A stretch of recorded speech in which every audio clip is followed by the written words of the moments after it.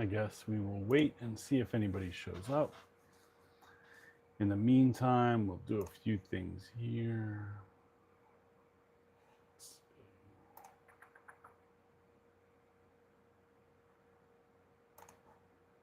All right, everybody, we got a couple things planned for today. If you're watching the review or the recording, I'll be back in just a second. I got to do a little edit. So we don't want to do that.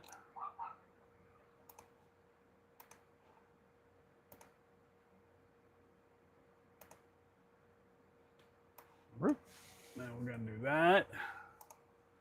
We'll see if that helps anybody get in here. And then go back to here. You know, when you don't do these but a year at a time, all the settings confuse you. They move stuff around. You've got to learn all over again.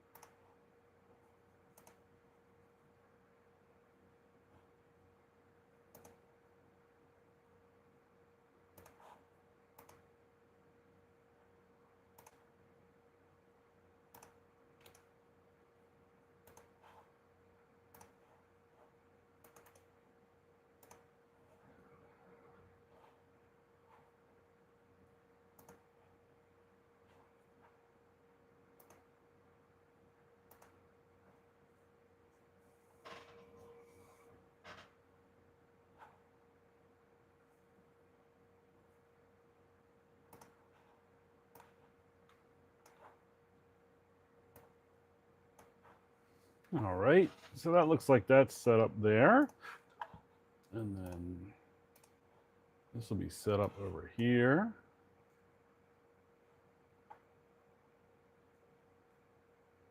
There's probably going to be some feedback, but I want to see. All right, now.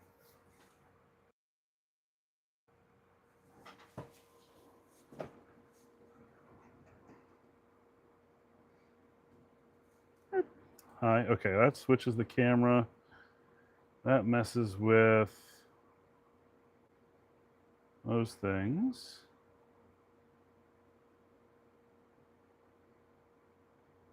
Oh, that's flash. Okay, figured that one out.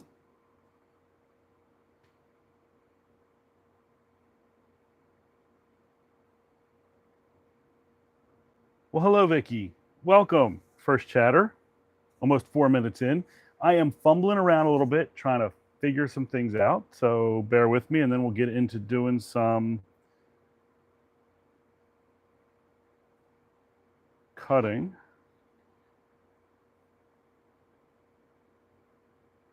All right. How's the audio quality? Can you hear me okay?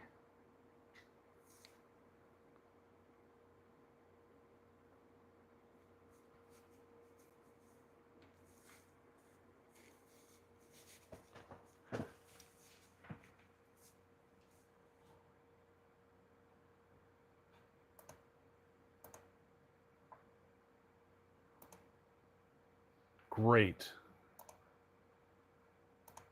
Happy to hear that.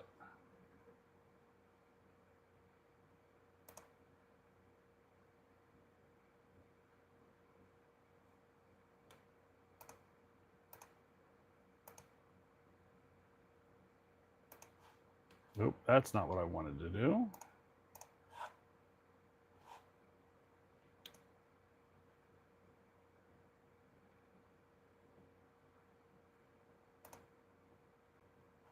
That's what I wanted to do. Okay.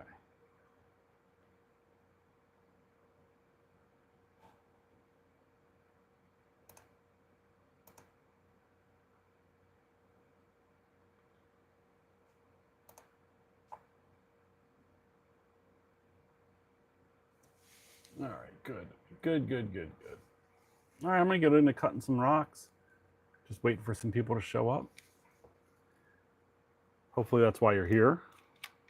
That's what we expected. Okay, so there's just a couple things I was gonna.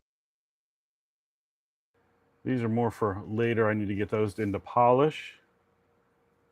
Snowflake obsidian.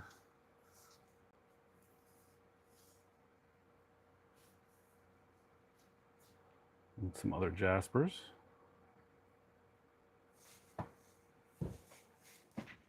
But next, we'll come over to my machine here.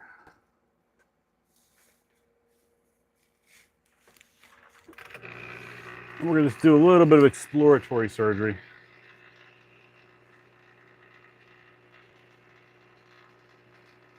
Like I said, I'm not 100% on what to expect.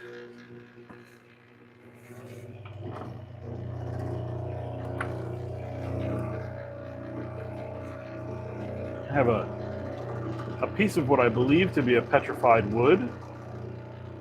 I don't know, just a rough chunk. I'm just going to see how it reacts on the soil. I'd be interested in feedback in audio. If this sounds like it's too loud, it's probably going to get very loud here shortly.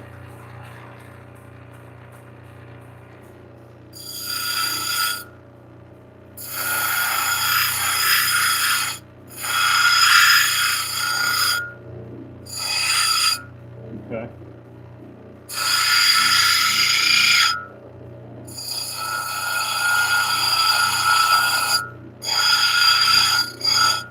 So it seems to be working pretty well on the saw, on the grinder, the hard stone. That's good. I think I am going to take it over to the trim saw real quick. Just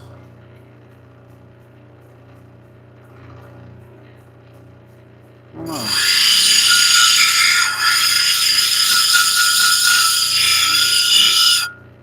I don't know. We'll see. I think this other one will work better.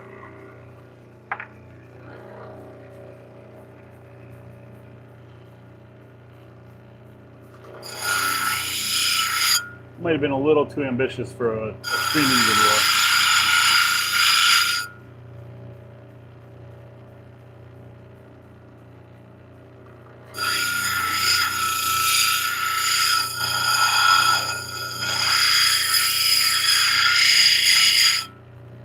So if you have any questions, go ahead and shout them out.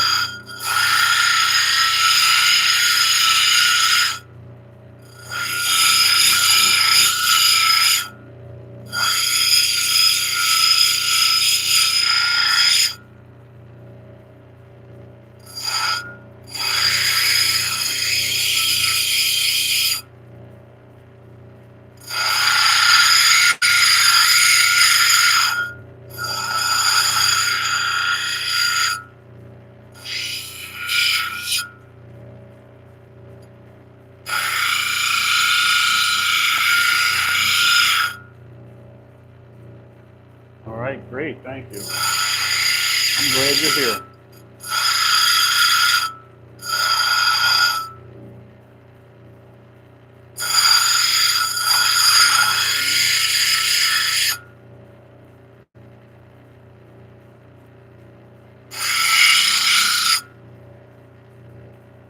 Right now, I'm just trying to figure out if this rock is going to be any good to turn into a cab.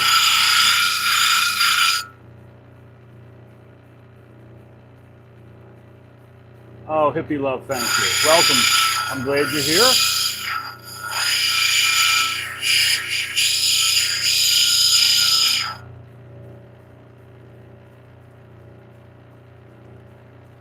There's a fracture going through it here. It'd be hard to see on the camera. But I'm worried that that fracture is going to come apart if I try and take this top piece off. So this one may be destined for the tumbler.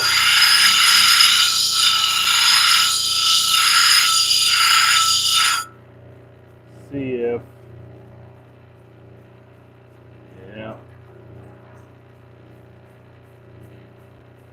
All right, that's another tumbler. That's not going to be one we're going to cut as a cab today. But let's see, what else do I have here? Okay, I've got two more samples.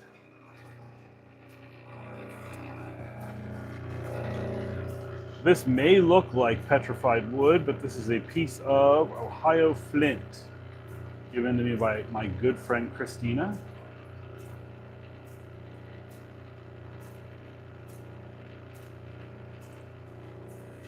See if I can get a little better light in here too.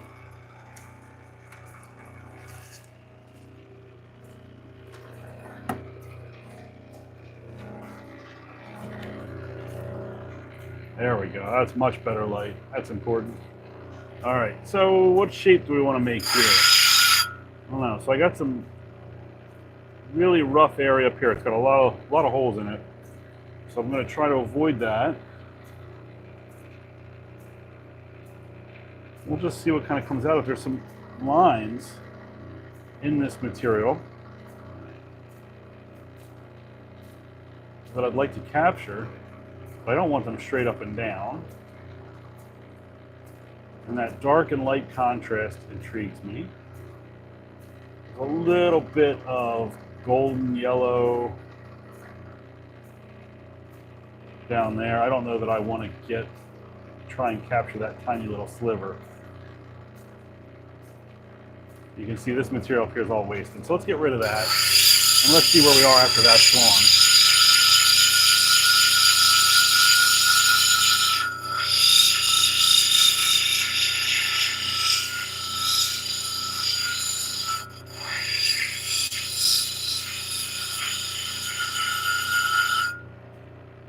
Oh, it looks like the A's scored 2 runs on the Phillies just now. Shoot. A's are up 2-1. I'm watching the Phils game as I'm doing this.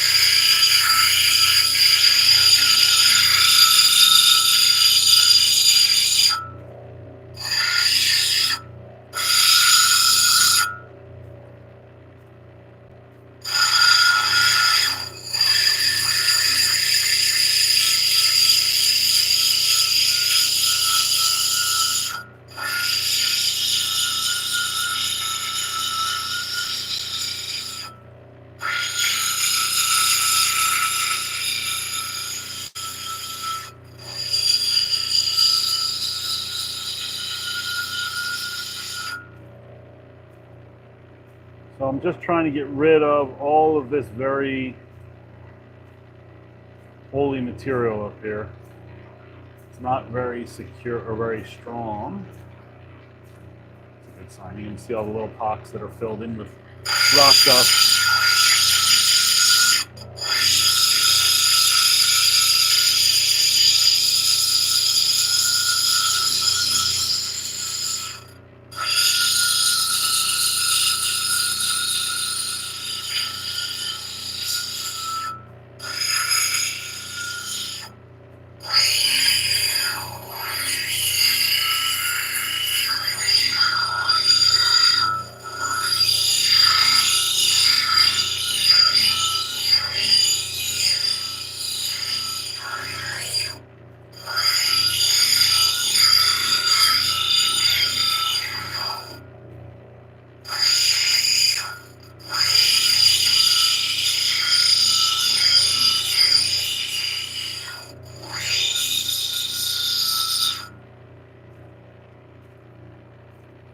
Now we're starting to see some possibility of some shapes that can come out of this.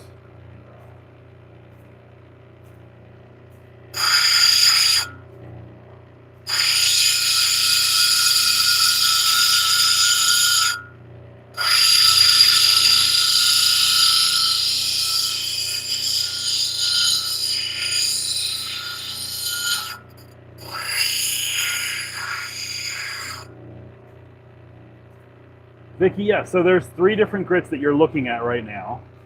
You have the 2 hard wheels here and here that are diamond wheels, starting at 100 grit, working up to 220 grit. And then this one is a 280 grit soft wheel. It has a soft pad to it, so it has a little give as we get more of a rounded shape. I'm going to use the 100 grit diamond wheel here to shape the rock, come to a really tight shape. And then the next wheel, we'll start to take out scratches from the previous wheel. We'll still remove a good bit of material, but a little bit slower, so we could fine tune that shape and start the doming process, where we'll draw a girdle line around the stone once we get to a pleasing shape, a shape we like. And then we'll cut this stone to an angle along that girdle line to start to give it a little bit of a domed or cabochon shape.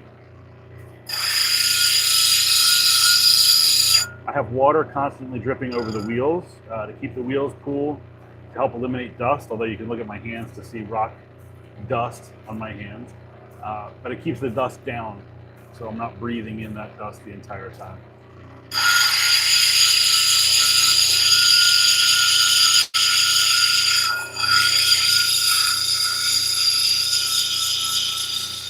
Then next to me, which you haven't seen yet, but we'll see in a couple minutes, are 3 more wheels that go even finer polish and begin the actual polishing phase.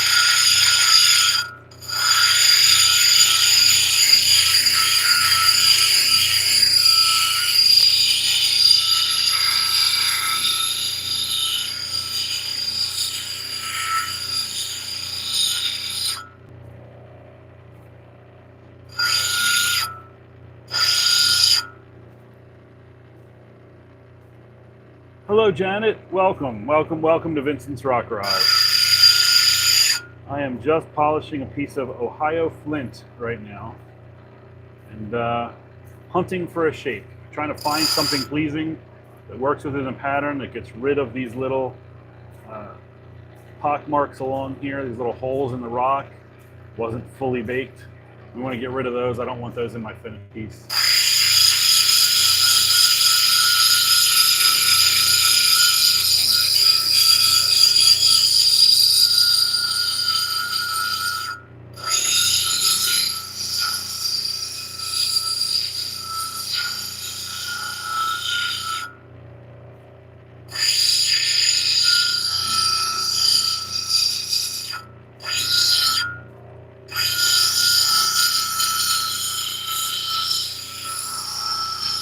A little bit later, we'll go through around the rock garage here, go over some of the tools that I have, some of the projects that I'm working on.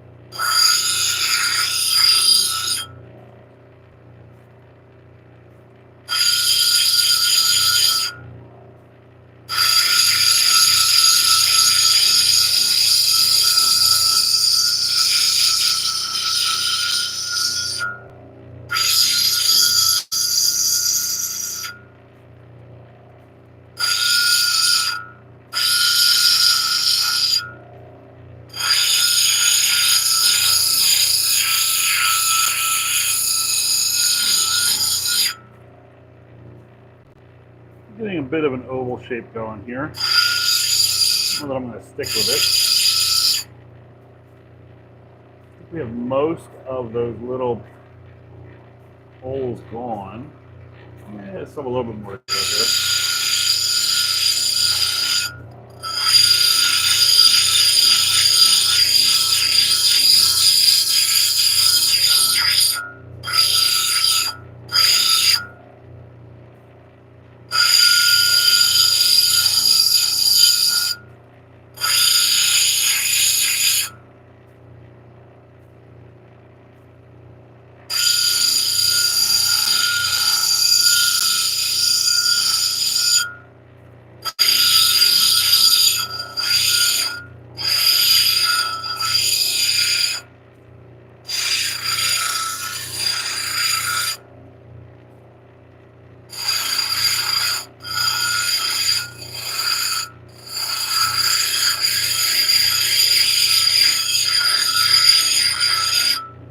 The good thing is that once it's not, say I'm through that muddy area, it seems like a really hard stone, so it's going to hold a nice polish, I would assume.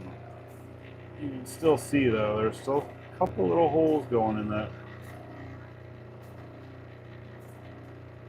I'll make those gone.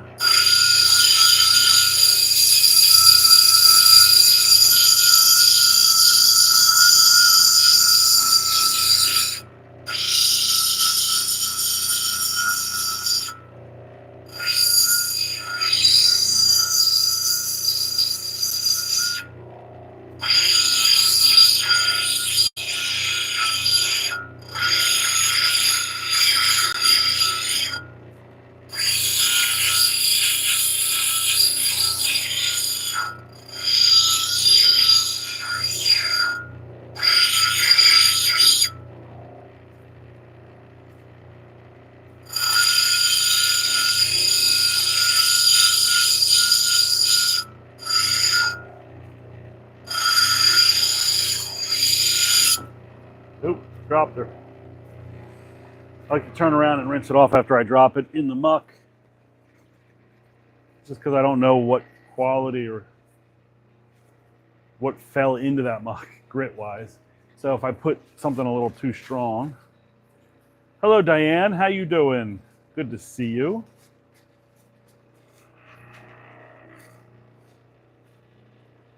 How is the weather out there today? It is hot here. We have been dealing with a heat wave in our area. Feels like it's been in the mid to upper 90s for a month and a half.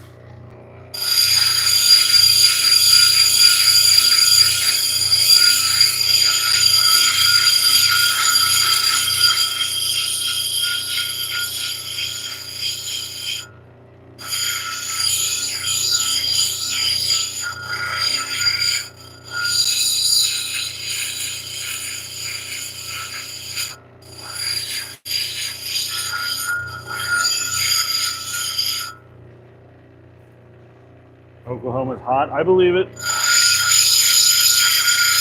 It is July, right? You got to expect some heat, but man, it is just not always in the mid 90s. More than a week at a time.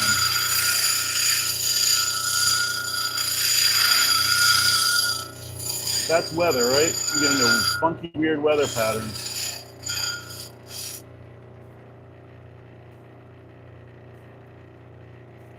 St. Louis. I'm just outside of Philadelphia, in case you didn't know.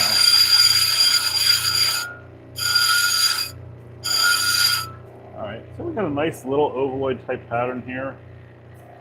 It's not perfect. I love non-perfect ovals, especially with this flint that looks like it's a wood.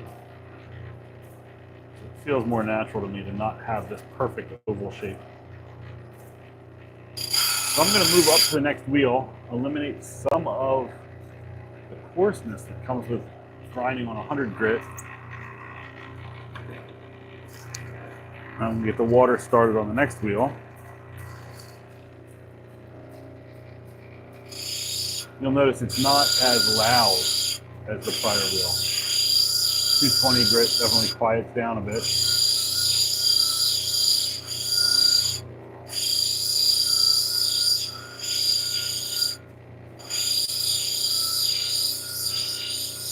We'll still get a little bit of shape out of this wheel. It'll still remove some material, not as much as the 100 grit wheel did.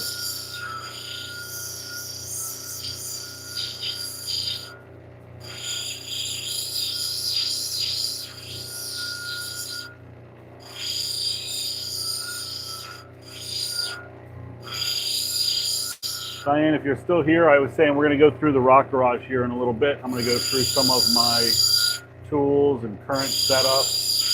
Just waiting for a little bit, people to find out I'm here, because this was just a random live stream. Go through a couple projects we got working. One I think you'll find very interesting.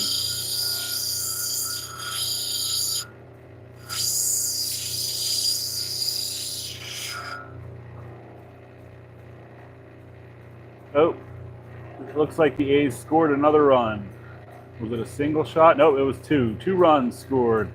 So now A's are up on the Phillies 4-1. Top of the 5th. Shoot.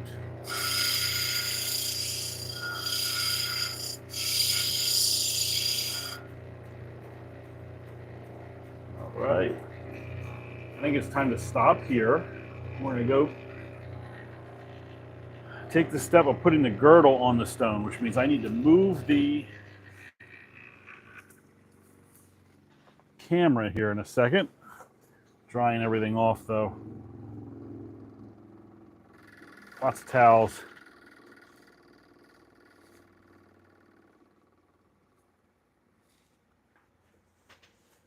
All right, let's pop the camera off. And then we'll go together to see what we got going on.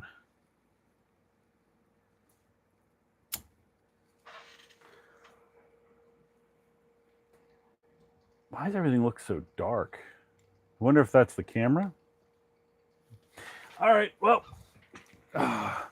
there's the grinder behind me. That's what we were just working on. There's the Phil's game.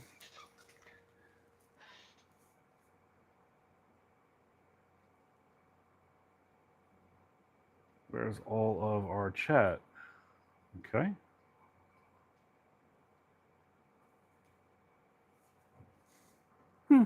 All right, well, let's put this back in here.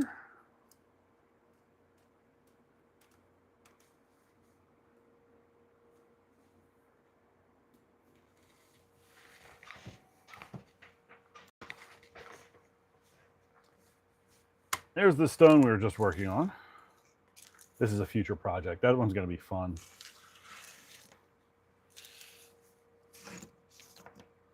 This was, I was working with some goldstone.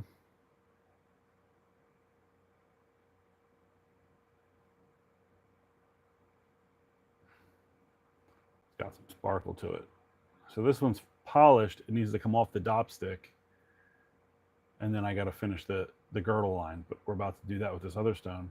This one I already finished the girdle line, but has to go through final polish. So 2 different stages. This one I did not use a dop for. This one I did. But yeah, I can get lost in those little flecks in there.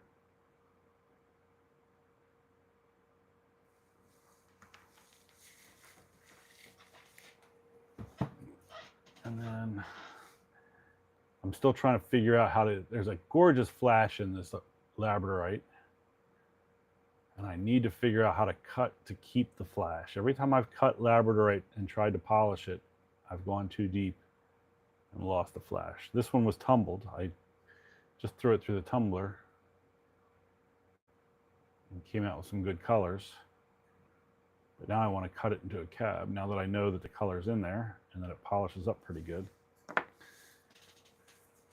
then this here, this is a piece of larimar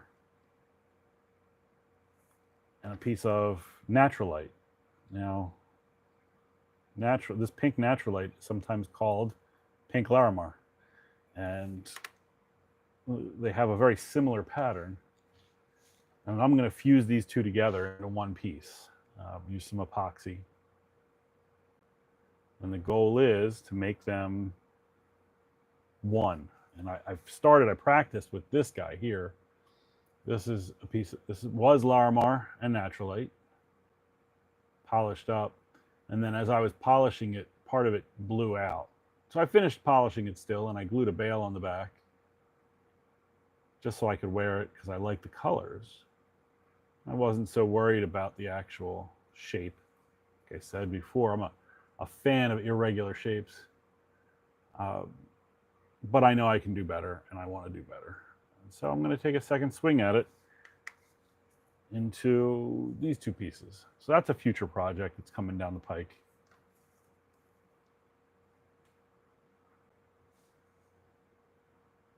Now do I go side to side? I haven't figured out the orientation yet.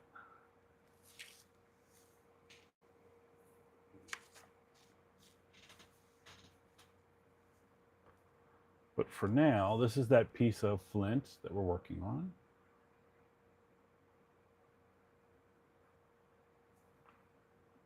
You can see those lines in it. It would look like wood.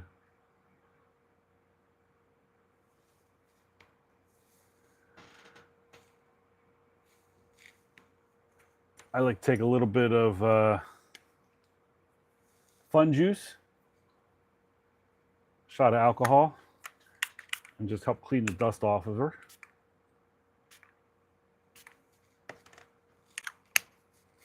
And then I wash my hands because I've got rock dust all over my hands.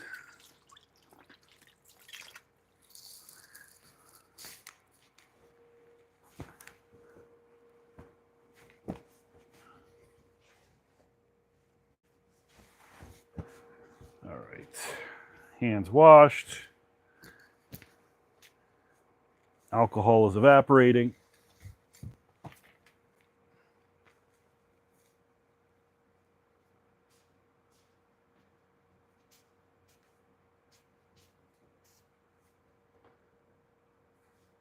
Now, to draw the girdle, this is when I teach class, I spend an extra few minutes on girdle drawing because it's one of the most important pieces for this rock. The girdle is going to determine just how thick the cabochon is going to be. So our goal is to draw a line evenly all around the outside of this, and that's the point in which we're going to grind to. I would like this rather thin, and if I do, I'm going to have a higher dome. There's more material on top. Or if I make the stone a little bit thicker, I could have a lower dome, which will have a little bit flatter of a cab top to it. So I'm going to go somewhere about a third of the way up, maybe a little bit more.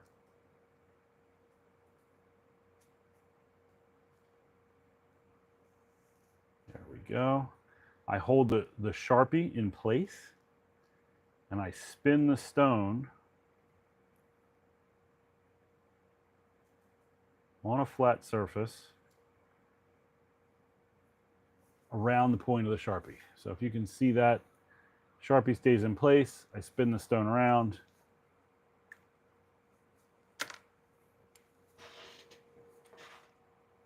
And then we have a line.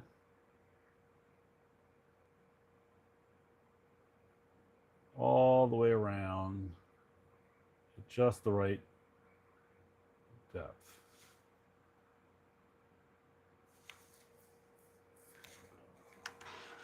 Sometimes, Vicky, sometimes it's a steady hand.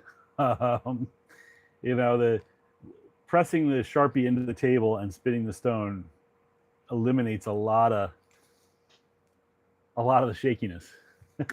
But yeah, lots of practice doing it too.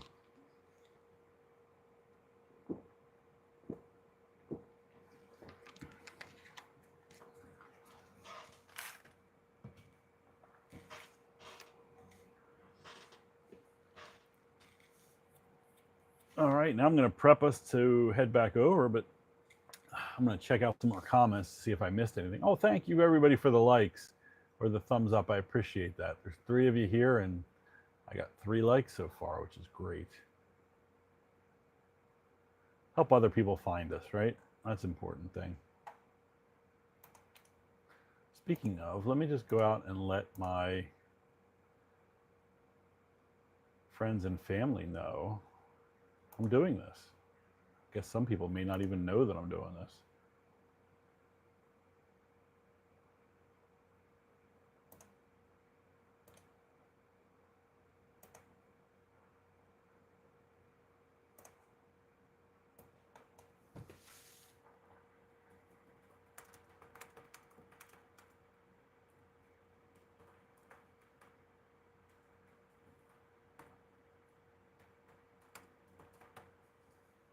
You did get the notification, so you are following Vincent's Rock Garage. Awesome.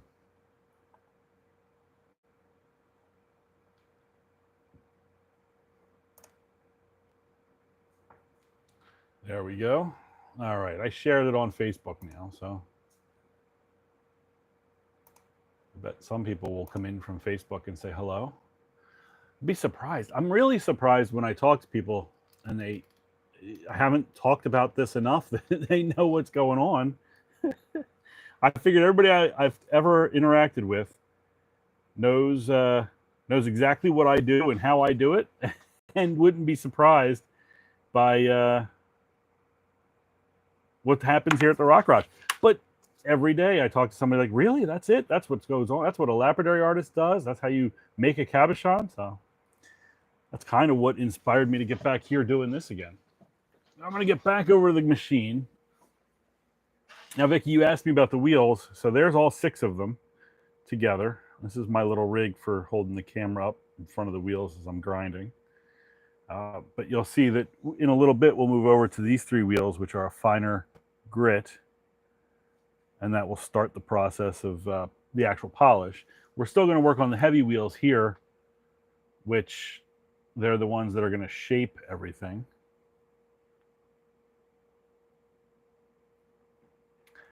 All right, let me see if I can get this in the holder here without causing too much of an earthquake. There we go. All right, we got power, 79%. That's good. I'm going to try and move you away from the machine a little bit this time and see if I can't get better lighting for you.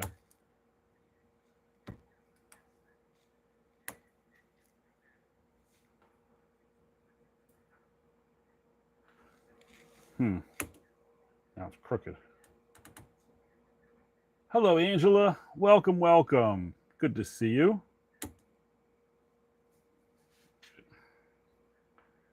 Oh, I just got a severe thunderstorm warning pop up for here. So just to give you all a heads up, if things get too crazy, maybe we'll be able to see a little bit better. Here's the stone I'm working on. Now you can see the girdle clearly at this point. And I'm going to go back to, this was cutting pretty well. You know what? I'm going to go back to the 100 grit wheel just to take off a lot of extra material. So it's going to get noisy again, but I want it to go a little bit faster with you all watching. I don't want to take forever. Divine Spark Creations, hello, and 3 stars to you too. Thank you for joining us. What just happened?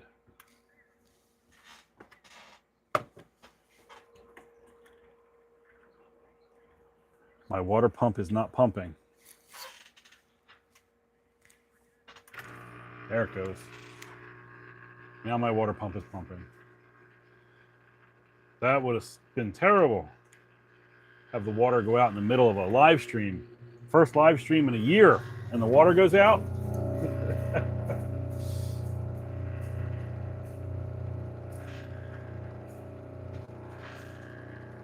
All right, here we go. It's going to get loud again for a little bit. Let me know how the audio sounds. I'm using a new microphone, so we'll see if that works. It helps keep the worst of the noise down, but this can get pretty loud on the wheel here. So now I'm cutting down to that girdle line you saw me draw. It's going to help me make a nice even dome.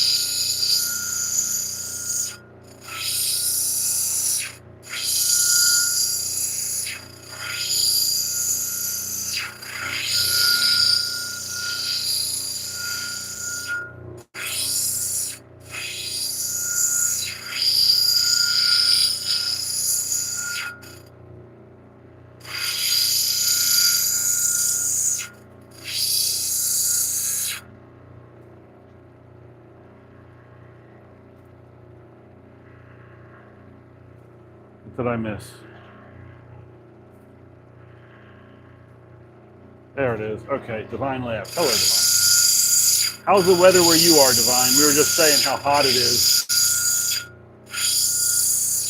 Oklahoma and here outside of Philly.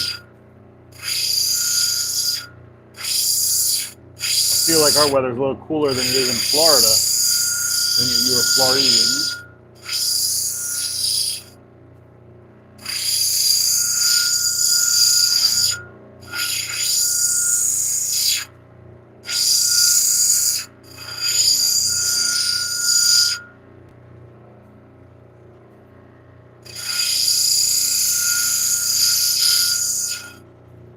Right now, just grinding out to, you can see that now we've gone from a completely flat stone. We've got a little bit of a,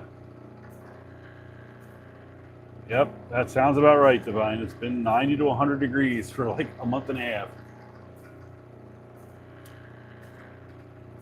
So you can see the bevel that we're starting to cut using the wheel. We're getting close to that girdle line. We'll just keep going around until we hit the girdle line, and then we'll start going back and cut that bevel down a little bit. You'll see. It'll all come together nicely.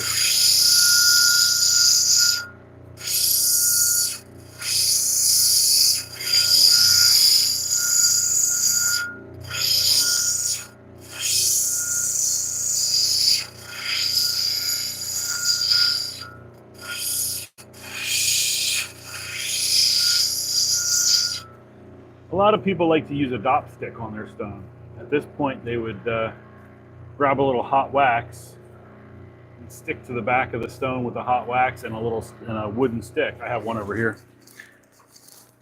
Just showing everybody. So I dopped up this stone, this piece of goldstone. You can see this wax at one time was a liquid. Just smushed it onto the back of the stone, and it holds the stone. The wax cuts just fine on the wheel. I mean, it makes it go away. Yep, exactly, to avoid sanding fingers. I don't like to use dop sticks. I prefer to use, oh, the A's scored another run. Actually, 2-6, it's now 6-1, Oakland. Ugh. All right, so I'm watching the Phillies game at the same time. I prefer to use my fingers, and that's how I've gotten used to doing it without dopping in most cases. When they get really small, I will use the dop stick. I find, the wheels don't hurt your fingers. Like they won't take off skin unless you really push in there or catch a corner, but they will give you a really bad manicure. So you can see my fingers always have a little bit of a cut in the nail just because of the way I hold the stone. But most of the techniques I use don't require a dop stick.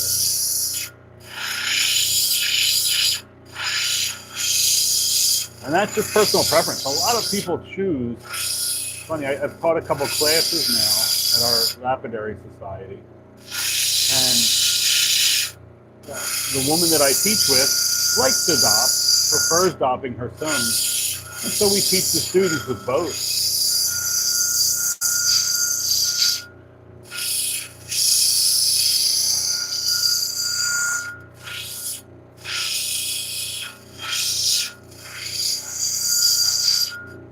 All right, so now I've gotten really close to that girdle line. It's not quite there yet. I like to leave myself a little bit of a gap before I start the next step, which is I'm going to take that angle, the bevel that we've cut in there, and now I'm going to cut down on top and cut that down. So I'm not going to be anywhere near the girdle at this point. I'm going to start cutting this closer to the center, which starts the process of rounding over the stone.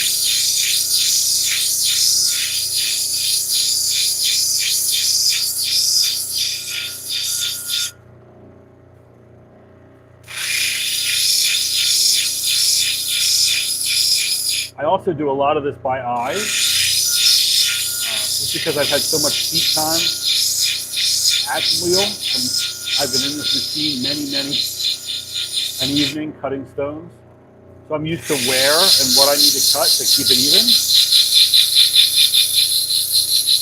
Some people will take the top and they'll draw concentric circles on top to help them guide them with where and how to keep everything even. Another cool tip. There have been times when I've had a difficult stone where I've done that, or I've tried to even out a stone and repair something.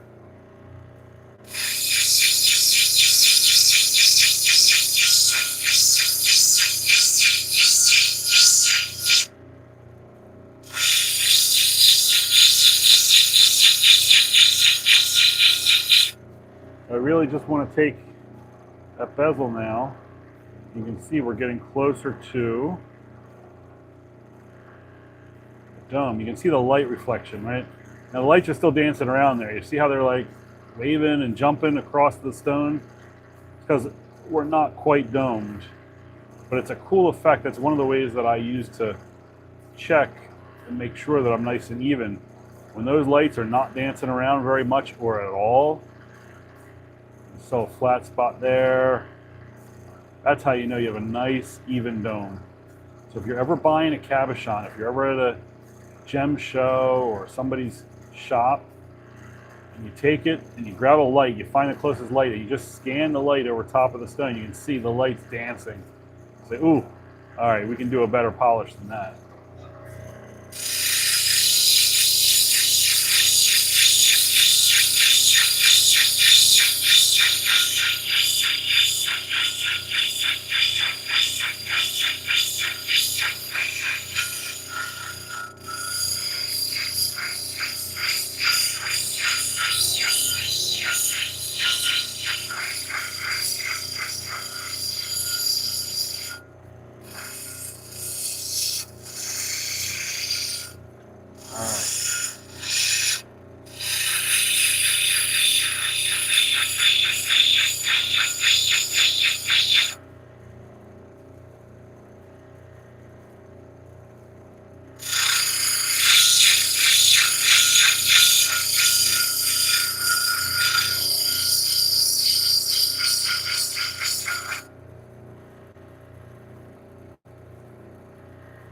Oh, A's with another home run. 7-1. Oh no, this is gonna be one of those games. Oh.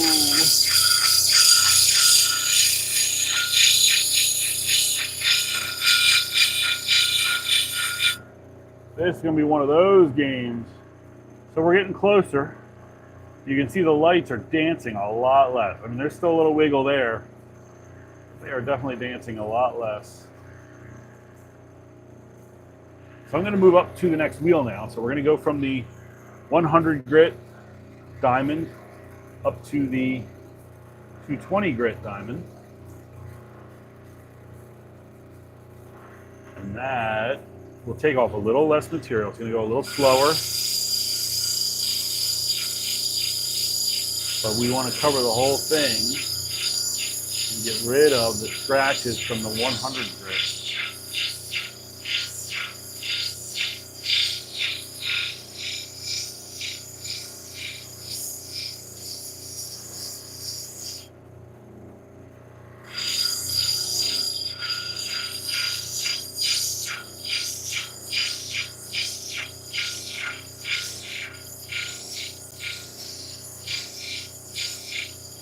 Something else that's interesting that I can use to my advantage is these wheels are relatively worn. I've cut a lot of cabochons on these wheels. And when they get worn, they tend to get worn from the center out.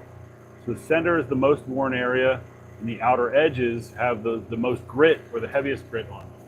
And you can see that as I'm grinding, you know, the center takes off a little bit, but the edge will actually start to cut in and take off a lot more material.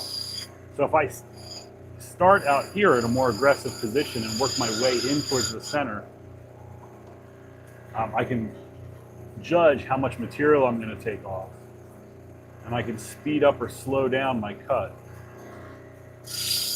And at this point, we're really close to having a good shape to take up to the next wheel. I don't want to take off a ton of material, so I'm going to stay close to the center here.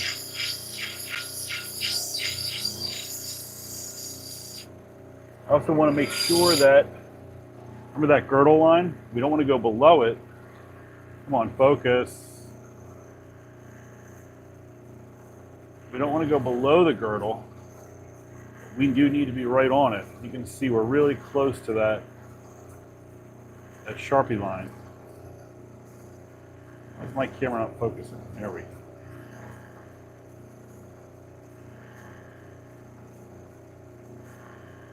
A little bump in the lights right there. That edge could use a little bit of work. Get that fixed.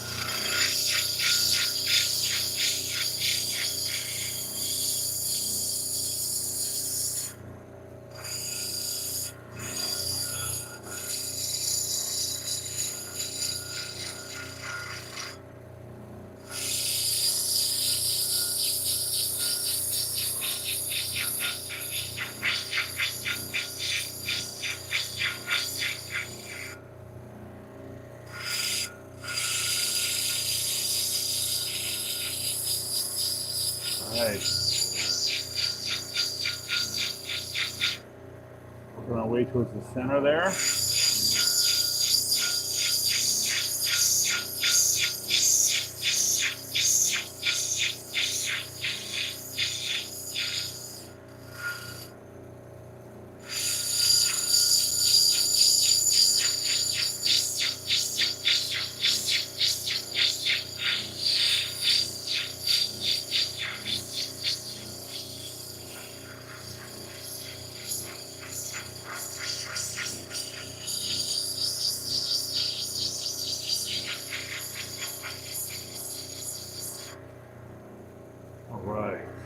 So now we can use that light to scan over top of.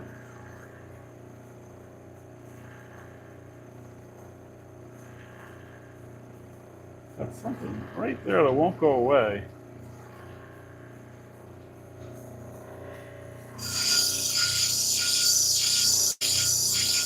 May have just been a material difference. Looks really good. I'm going to move up to the next wheel. So we're going to turn off the hard diamond wheels now. So these diamond wheels are hard plated. There's no give on those. The next wheel is a cushioned 280 wheel. Still diamond, but there's a little bit of give now. So when you push on this wheel, when you push that curved top of the stone, the wheel is going to go from rounded and give a little bit to give you a little cup. That way you've got a nice coverage and you're covering more than just one little spot on a rounded stone. Let's see.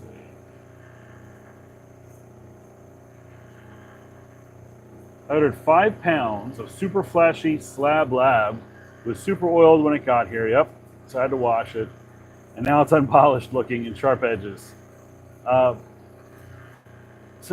Divine, yeah, I mean, I was just saying earlier, I've tried to cut labradorite many times, and it's so difficult to keep labradorite, the flash, on the face of whatever it is you're cabbing. I know Matt has some super flashy labradorite slabs that came in all oiled up. He washed them, now they look sad, and he keeps intending to bring them over. So maybe one of these days he'll bring over those slabs and we'll try and cab them.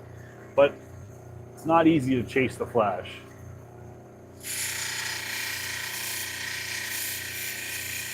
It takes a lot of practice, and I have not spent time practicing.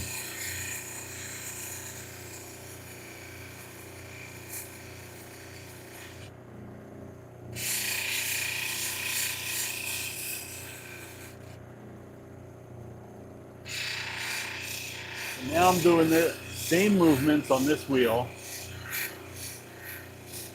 Nice even stroke to help round the top a little bit.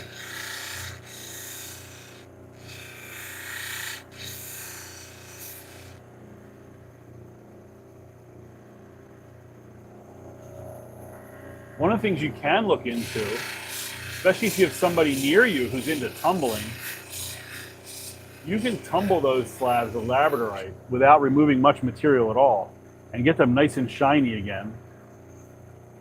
And often that keeps the flash as well. Yeah, I find tumbling labradorite to be very rewarding. Most of it tumbles very well, as long as it's not all fractured up. So back to my piece of Ohio flint here. This piece of flint is ready to now start polishing the girdle.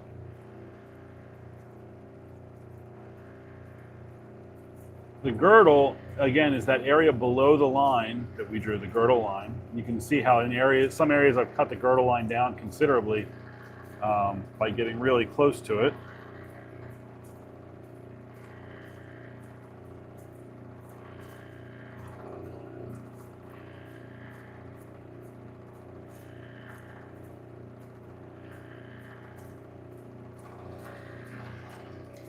Yeah, so a rotary tumbler is going to take off more material. You can try starting your rotary tumbler at a higher grit instead of starting at 80 or 100 or whatever it is you usually start your rocks at. You can start higher since they're already slabbed and generally polished.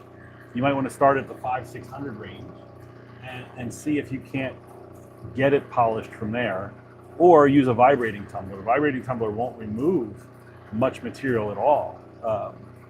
And will generally just polish all the sides and kind of round over the rough edges.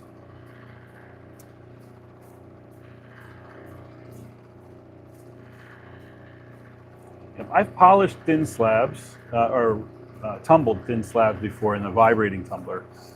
I don't do much in the rotating tumbler.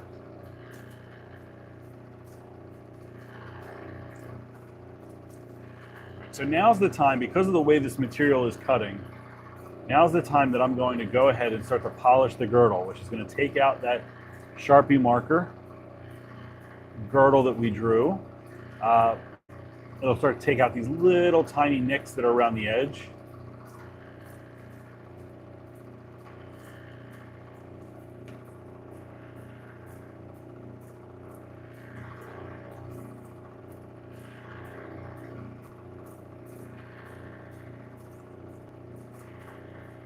Well, hello, Tiff. How you doing?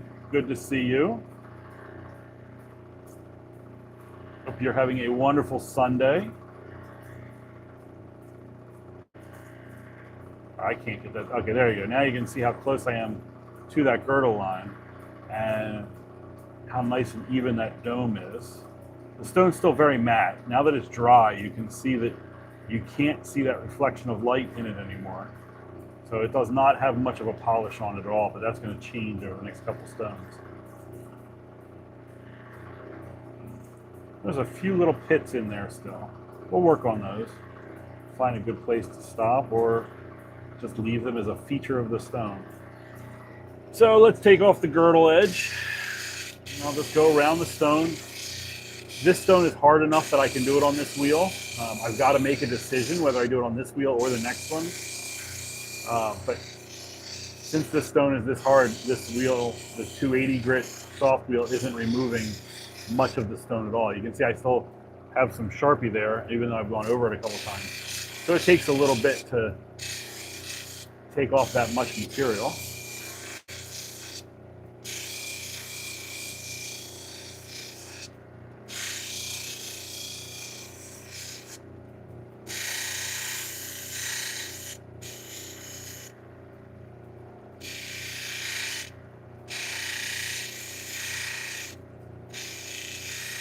All right, Phil scored a couple runs. Woohoo! Come on, guys, rally time.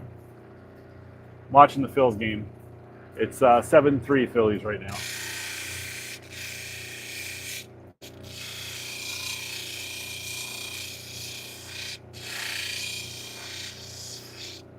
So I want to keep going around here a couple times. I'll get nice and smooth. Go back, hit it from a couple different directions. It'll take out all the scratches from the previous wheels.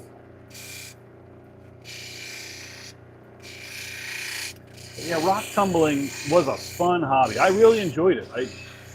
I was all ready to compete in the rock tumbling world competition, rock tumbling. So Google it if you want to look up some of the awesome work they did. But you basically buy a parcel of material. Everybody gets the same material that was collected by this rock club that ran it. And I ran into a problem in that my tumbler broke. It was just a horrible experience. My tumbler fell apart, the frame busted, and I contacted the manufacturer, and the manufacturer said, we're not going to do anything about it, even though they had a warranty on the frame, and I bought it just a couple of years, or less than 2 years ago. And I said, well, you gave a warranty. And he said, oh, it'd be bad business for me to do anything. I was fuming that this guy would not stand behind his broken product. He knew he sold shit, and he just decided that it was okay to leave it out there, and he didn't give a rat's ass about anybody. So really frustrating that I've got a tumbler sitting over there to a double barrel vibrating tumbler that I can't use, can't get it tuned back again. I tried working with a local shop to get it fixed. Great guys, fantastic metal workers, did a beautiful job. The name Envy Metalworking, it's ENVY. They're in Delaware County here. And Noel was a great guy. I mean, he did me solid. It was just, I couldn't get the machine working again the way that I wanted it to work for the quality of polish that I wanted to give it. So I gave up on tumbling, and yeah, if you ever have a chance to buy a vibrating tumbler, stay away from any new Lotto tumblers. I would avoid them at all costs. The guy's a real sleazeball. I don't like him. I'll never deal with him again. So hopefully someday I'll find a good replacement. I'm going to bring you around now. We're going to switch sides so that I can bring you over to the...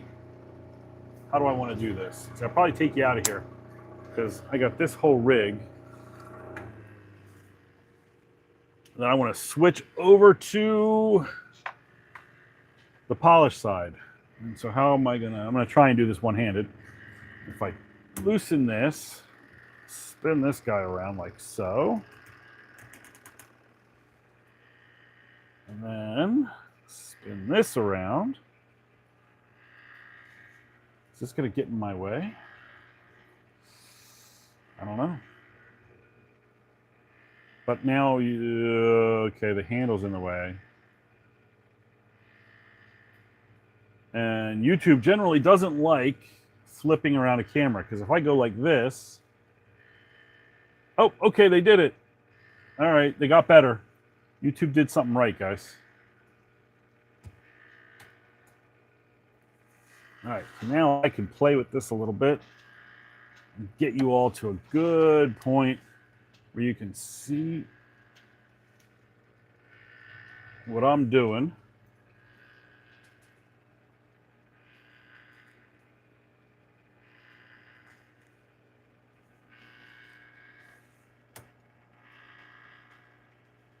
Huh.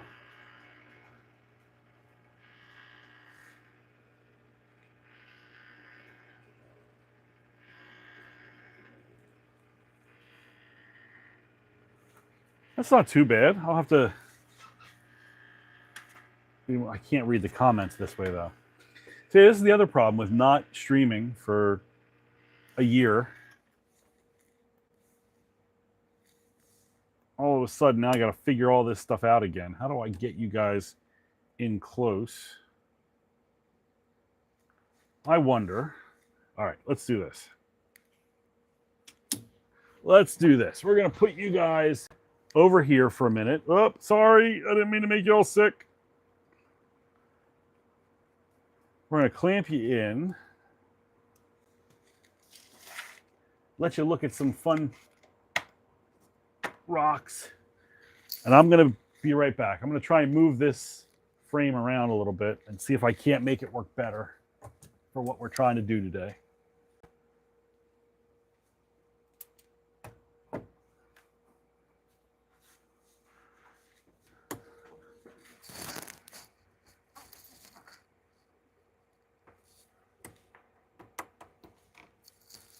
All right, I think I got an idea. I got a plan.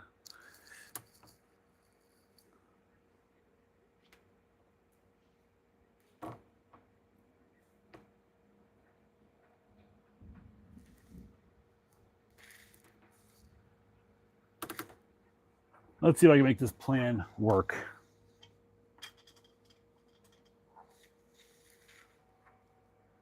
I don't know. This might be a little bit shaky.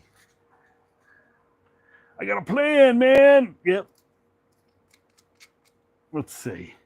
So here's what I'm trying to accomplish now. So now we're hanging from the top. We're hanging from the top.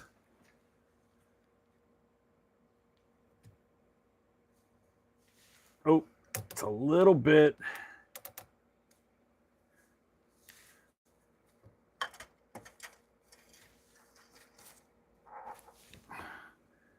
Oh, it doesn't want to stay. Why? Oh, I see why. Okay. Bear with me, everybody. I'm so sorry.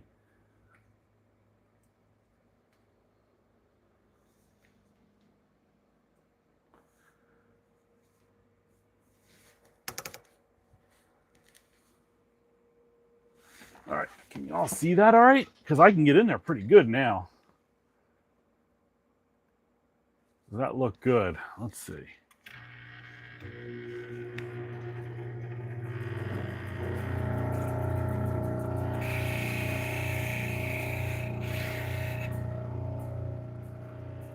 So this is the dry stone. This is what we're working with right now.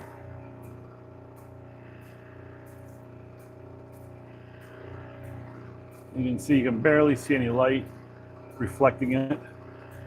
And the A's are up 9-3 now. Oh man, this is a tough one to watch, folks.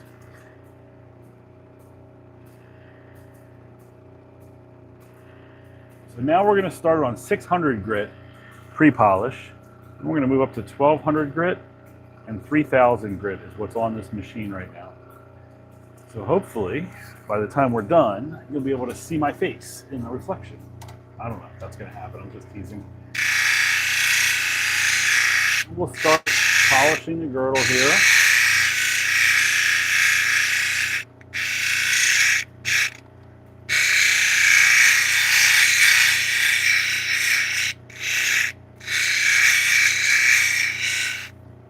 And then I'm going to do a little half and half polish.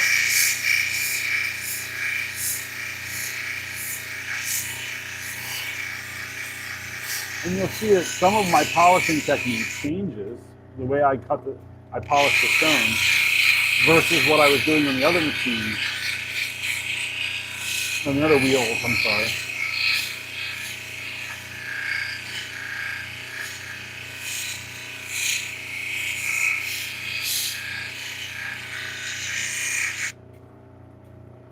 But I'm only doing half of the stone right now, so I can show you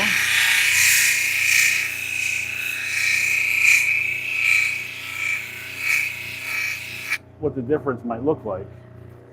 Once I dry this guy off,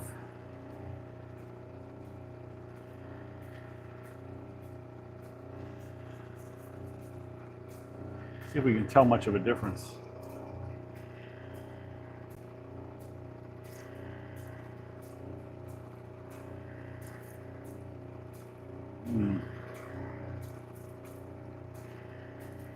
Can't get this thing to focus. There we go. No, can't really tell much of a difference yet.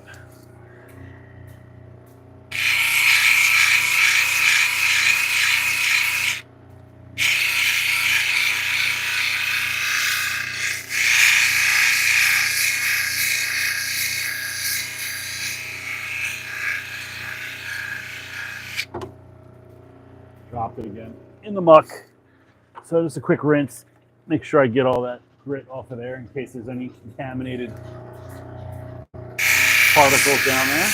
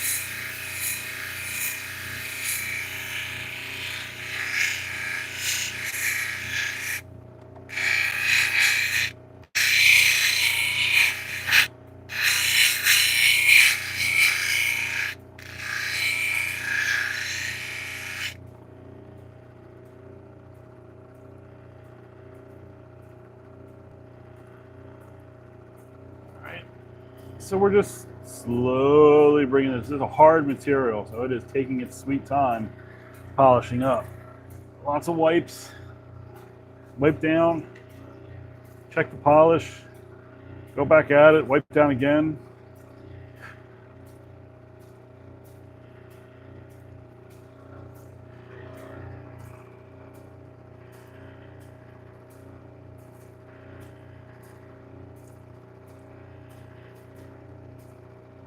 Still not seeing much of a difference.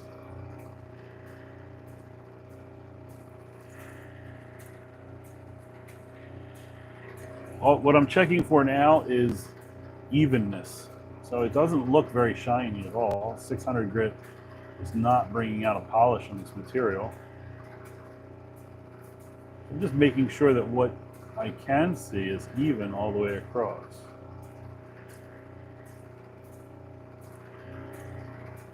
And there's still some pitting in there. It's just going to be part of the stone, part of the material. Let's see what happens when I bring it up to 1200 grit.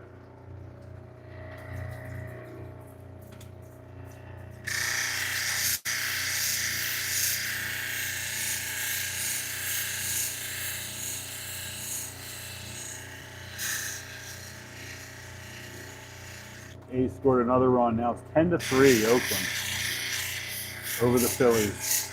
Geez.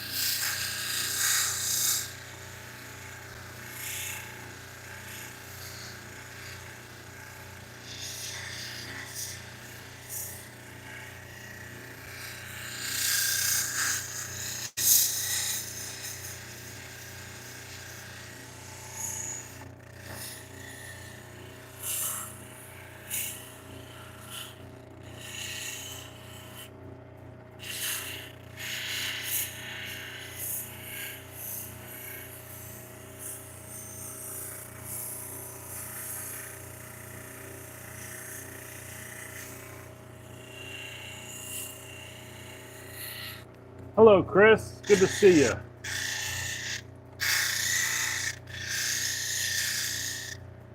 Yep, I decided to go live just because it was a hot, hazy Sunday afternoon.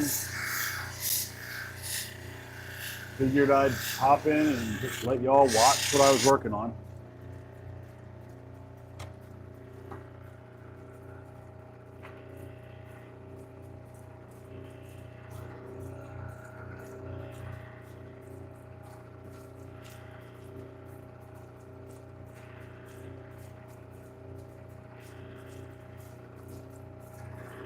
This is a piece of Ohio Flint that looks like petrified wood when I can get my camera to focus on it. So you're starting to see a little bit of a reflection now. You can see the light. Now that even it's dry, you can see it more clearly in the reflection of the stone.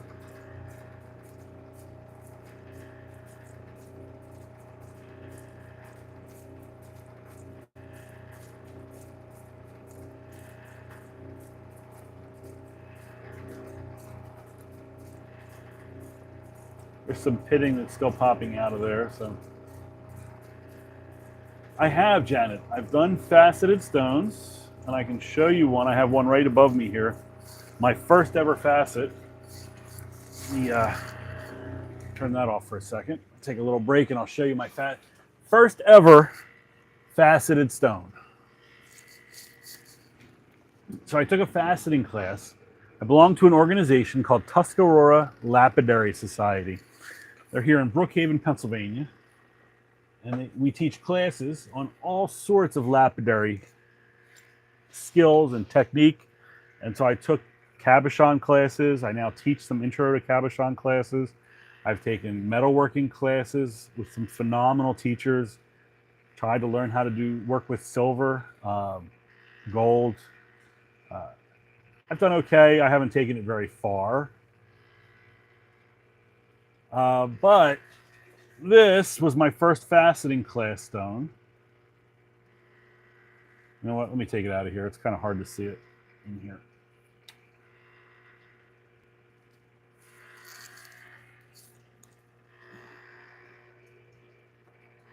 See if we can get some focus on that guy.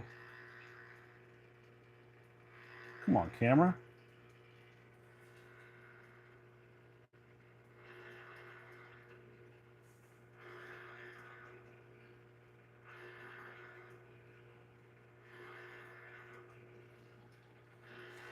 All right, I'm taking the camera out of this cradle, bump you around a little bit so maybe we can get a better view of.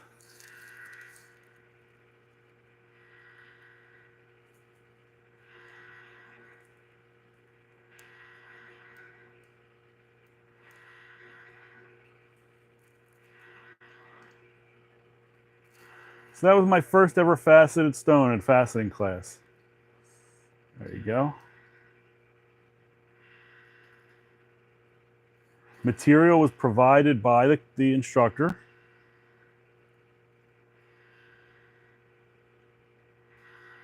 And it is glass. But it was a great, man, oh man, I cannot get this to focus to save my life.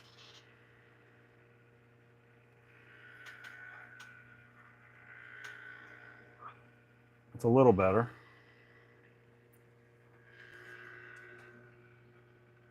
I swear it's a YouTube thing.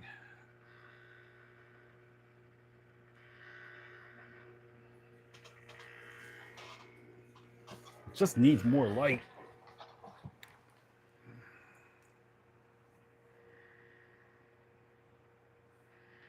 There it goes.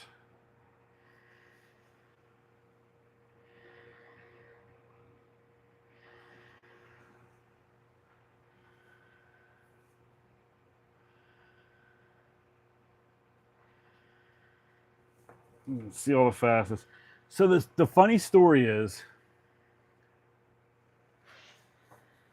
I did well faceting. It came out nice, beautiful. My instructor was phenomenal. His name is Steve. I did not do well. I did not enjoy faceting. There's a very technical skill that comes with faceting. There's charts that you follow. You go through a whole series of setting angles and setting pavilion and 50 times across the lap and then back again. And it was too technical for me. I really rather grab the stone, get it on the wheel, feel what the stone is telling me to do, grind it until I get a shape that is pleasing to me, and then say, okay, now I know how to make it look rounded and shiny, versus sitting there on a faceting machine and following some chart. Oh, look at Matt. Hey, good to see you, Matt. How you doing? I'm not going to be on much longer, so I won't compete with you if you're going live tonight. Or maybe I will. I don't even know what time it is. What is it? 3:30. Okay. So I've just been cutting some stones, doing some polishing, bumming around in the garage. Showed everybody my first faceted attempt because there was a question about faceting. So I didn't like it so much that my instructor uses me as an example now. Says, faceting, a lot of people like it, but it's not for everybody. And I'm the everybody that he's talking about when he says not for everybody, because I did not enjoy faceting. But I know how to do it, and so now I understand the basics. And if I ever need to, I know what to do to get into it. All right, so we are polishing a piece of flint.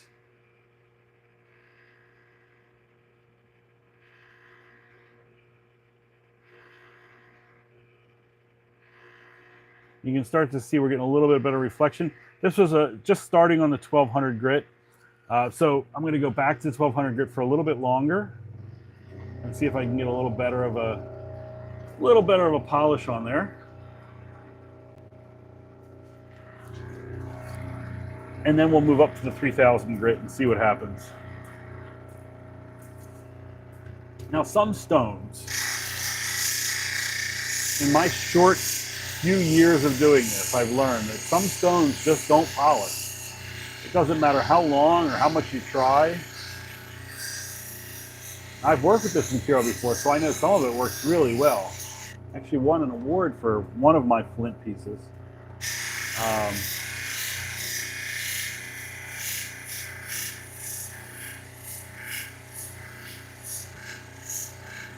But sometimes you get a piece of stone that was under a different set of pressure and had different minerals stuck in it and just formed a different way. And no matter how hard you try, you're never going to get a mirror finish.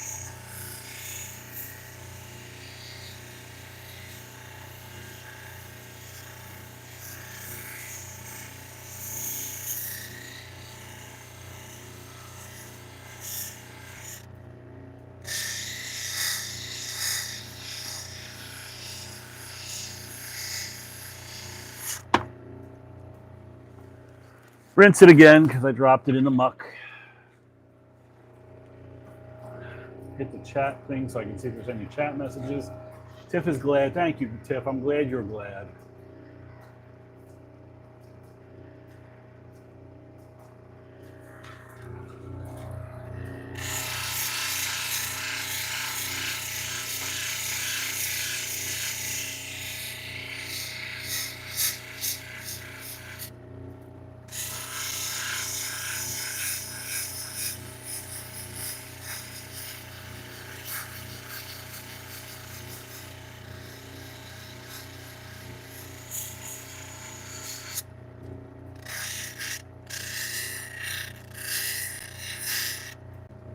All right, now moving up to 3000 grit.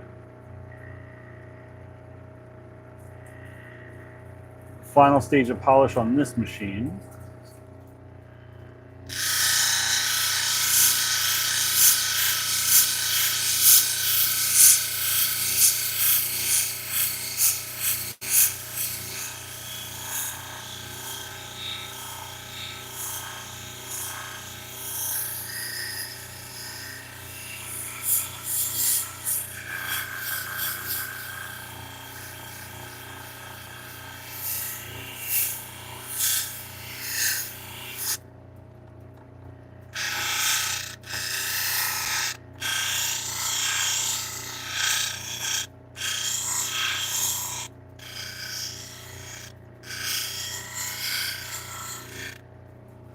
Matt, if you're still there, I'm using a new microphone.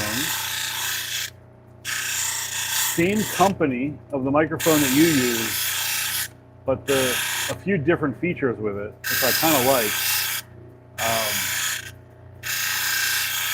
Allows you to charge the microphone and the receiver on the phone at the same time, and charge your phone while the receiver is plugged in, which is really nice. I know that you guys have a problem every now and then remembering to plug yours in. But if you get a chance, everybody, if you're here, my friend Matt's Crazy Art, he has a YouTube channel where he goes through wire wrapping techniques. He sells cabochons and other material for making jewelry. You check him out, Matt's Crazy Art.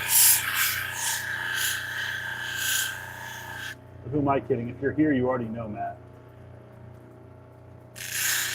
I think most of you, that's a couple YouTube friends snuck on.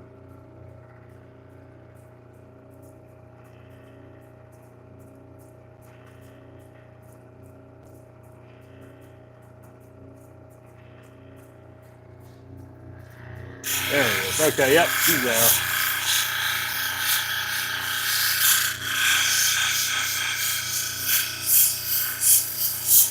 Oh, another run for the A's. 11-3. Oakland's crushing Philadelphia right now. They didn't show up. Good. I'm glad you can hear me well through the grinding. I was worried about that. I didn't want to have to scream over top of the machine.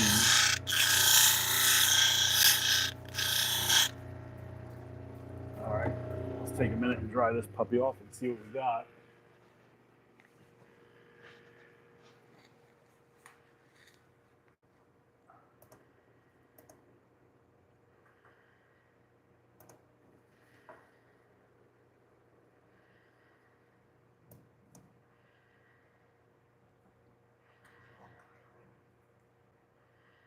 It says there's 8 of you here, but there's only 2 people chatting. If you're here watching, just say hi. Pop a little message in the comments so I know that you're here, please.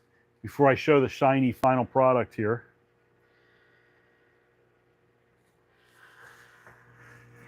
And so now we all remember what it looked like at the previous wheel and how I was worried that maybe it wasn't going to shine up. It wasn't going to look real nice. I couldn't see any reflections. You can see kind of a fuzzy outline of a light. And now here's what we got.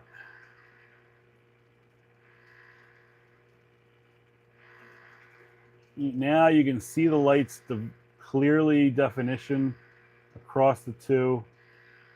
That's the difference between 1200 and 3000 grit. Can you see my face in there? I don't know. Did that work? Hey, hi, that's me. Here I am.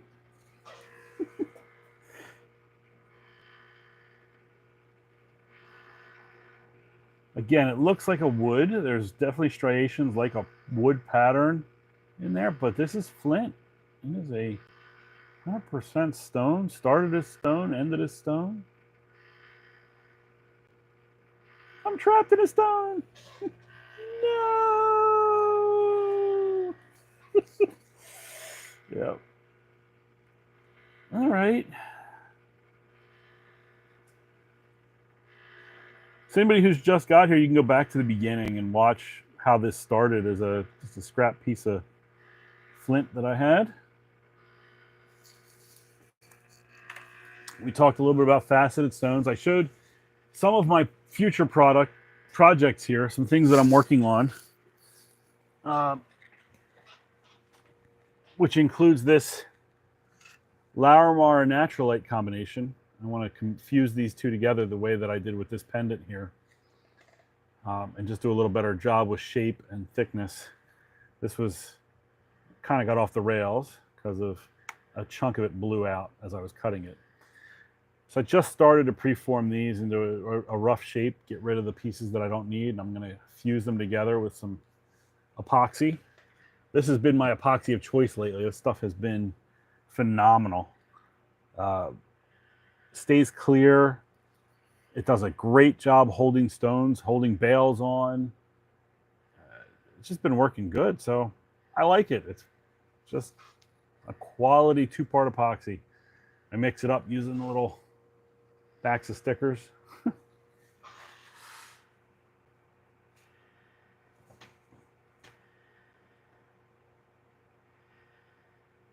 Oh, look, Tiff's too cool for school with her sunglasses.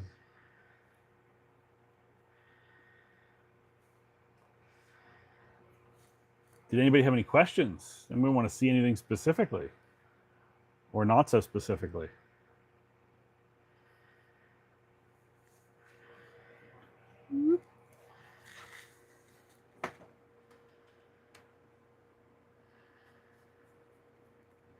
Specifically or generically?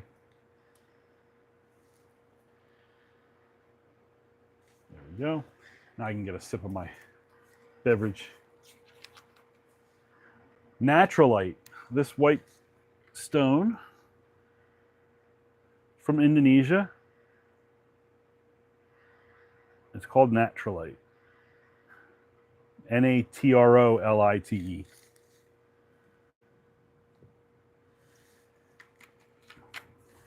Oh, I hear thunder.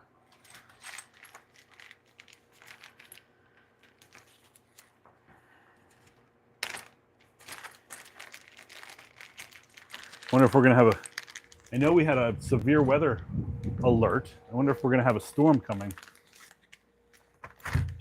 Oh yeah, the rain's starting.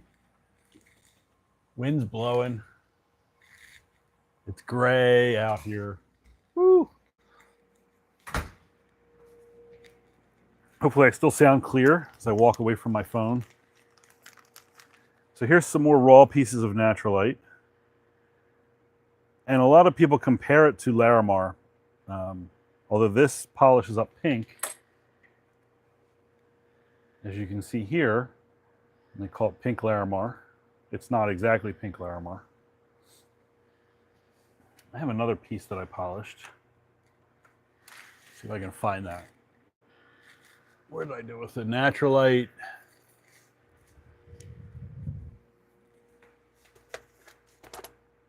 There it is.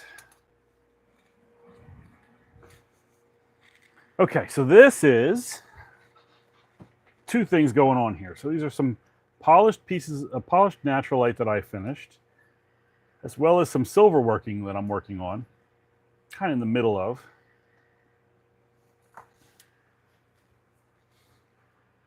This is a pre-form of Natrolite. It hasn't been polished yet, but it's in the process of being polished. This is the raw, and then this is a finished Natrolite cabochon, and it just polishes up wonderfully. That polish on that is so solid. And then this pendant is something I'm working on with silver. The top is it's Indonesian marcasite plume.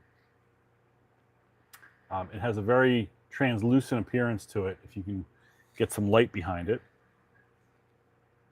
Let me grab a flashlight, help us see better.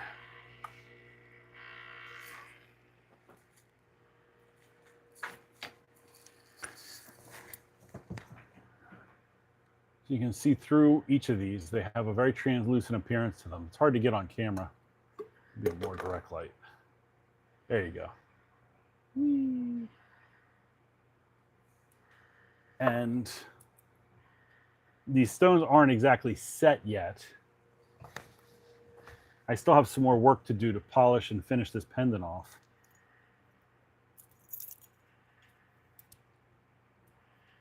But this is all done in silver. And there's the back, what the back is going to look like. I'm working on this bail here a little bit so that a place to attach it. And these three stones going in like so. Oh, so the top one is Indonesian marcasite plume. The middle one is BC ocean picture stone. It's just a dendrite floating inside of that ocean picture stone. That's from Canada. There's a YouTuber. His name is Dan Hurd, D-A-N-H-U-R-D. He has the exclusive claim to that mine.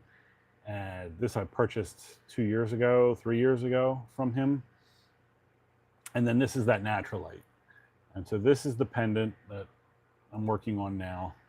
Got some repairs and some work to do to get it nice and shiny and finished. That's hopefully what will come out soon. And I've just been keeping it in this little case. And what I found, here's an interesting thing. I never knew what the name of these cases were. These little glass topped cases with a foam in the back. It's called a Riker case, if you're a Star Trek fan. R-I-K-E-R case. And they come in all different sizes. And they have the glass top. And they hold the stones firmly against the wadded matted backing. And I mean, I've got 6 different size cases.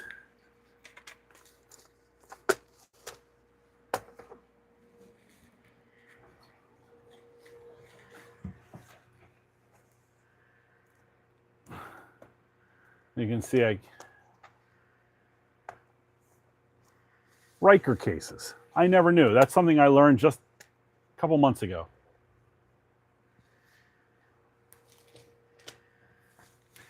It's a cool way to display cabochons or jewelry of any type. They're a little awkward for display purposes. Let me put this stone back before I forget it. Oh no, it's 13-3. Oh man. The A's are up 13-3 over the Philadelphia Phillies. Woo, I dropped the stone. The faceted stone.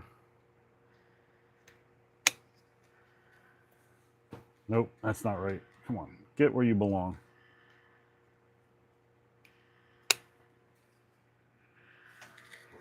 All right, hang that back up.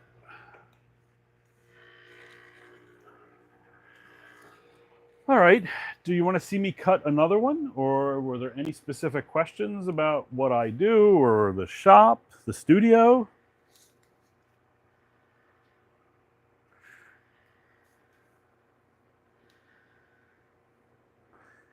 Oh gosh, Tiffany.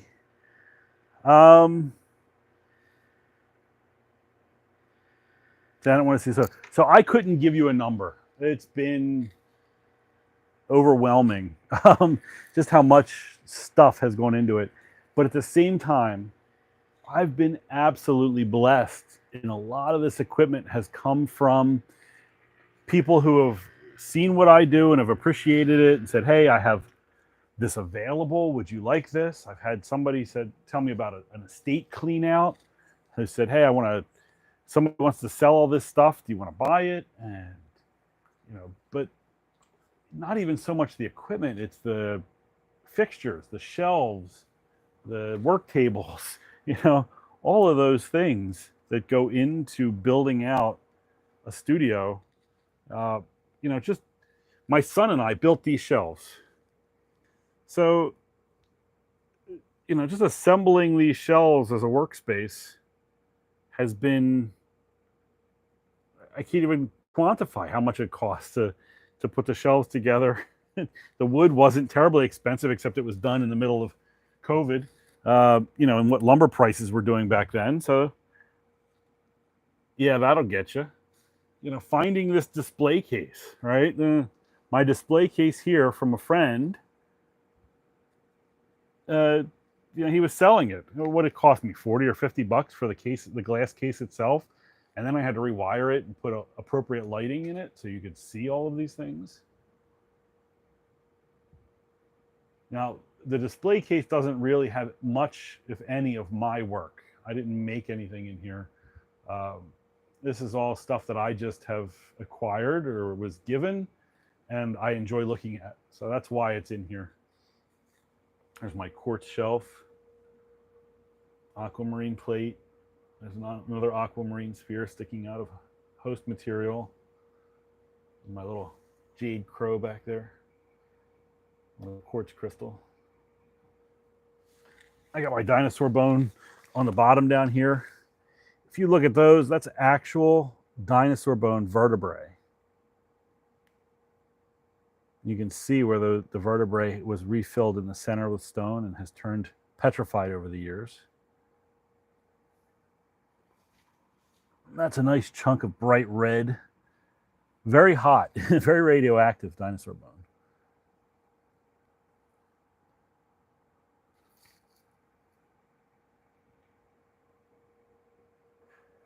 So Janet wants to see the sodalite. So let me get this sodalite piece out.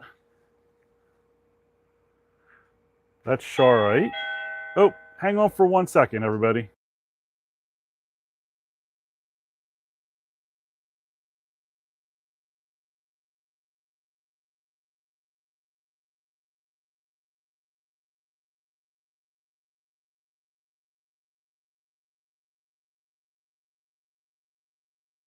Okay, I'm back. My wife and my dog just walked in. Come here, Jasper. Jasper, come here. I'm gonna say hi to my dog and my wife. Hi, wife. Hi. She's the one who lets me have the rock, right? And this is Jasper. Hi, Jasper. Hi, buddy. Come here. Come here. Okay. Good boy. Who's my good boy? You want him to stay in here? Jasper, he can hang out. Jasper's a rescue. We got him about a year ago, a little over a year. He's an American Coonhound. Yep. Oh, it's storming. It's storming out there. So he probably wants to go back with you then. The sky's about to open up. Yep. That was my wife. She lets me have this space out here. So the sodalite piece here. This sodalite piece was a tumbled piece of sodalite. And it never came out of tumble correctly. Like there were always these little fractures and bits in here. Bye, Jasper. Yes. You're Vicky. We have always adopted.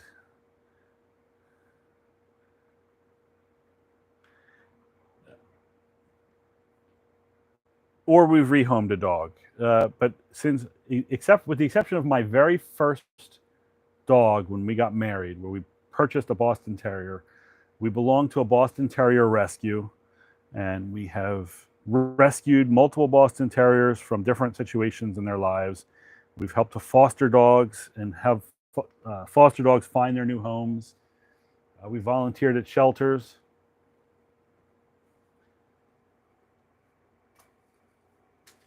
We are a big dog family.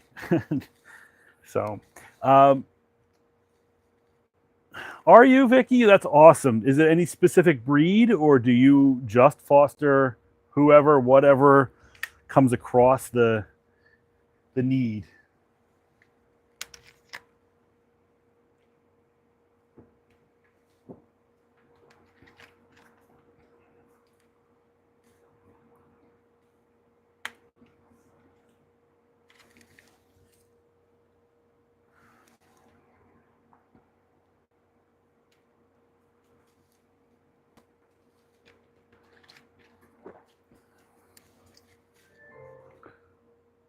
The storm is getting worse, folks.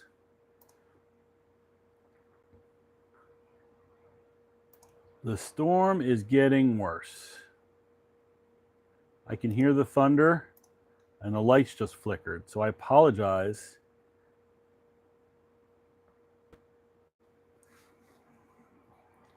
Groovy Paws Rescue. Oh, Pomeranians? Okay. Seniors and special needs. All right.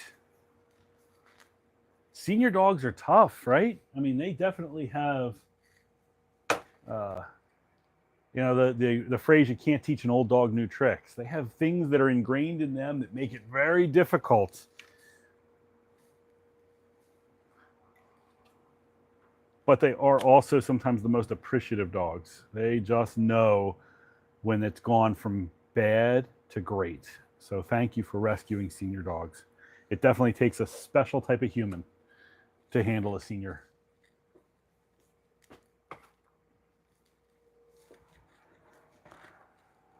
Yep, so we got Jasper as a puppy. He was just a few months old, and he was imported up north from some Texas rescue. And that was the first time we rescued a puppy. We've had young dogs. We've had some adult dogs.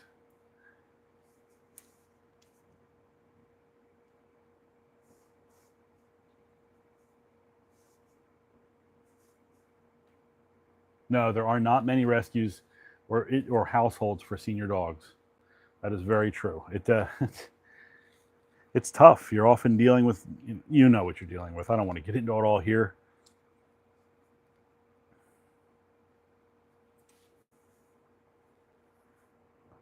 Oh, so let me finish about soda. My ADD brain is taking me all over the place. Sorry. So I'm going to take this sodalite piece and I'm going to polish it on those grinding wheels, very similar to what I just did with that piece of flint. We'll get through all of this and down into those gorgeous layers of colors. You can see the fractures that just, even in the polisher, even in the tumbler, it just never went away. But I can reshape this and I can make it nice, even though it's, it's got a little bit of a slant to it. It is the color. That's what struck me, Tiff. This color is absolutely amazing, and the variation of blues. I mean, this is blue jean sodalite. You know, it looks like a pair of acid wash jeans. So I'll make a nice cab out of it, retain that color, get rid of some of those fractures, and then try and find a good setting for it or a good use for it.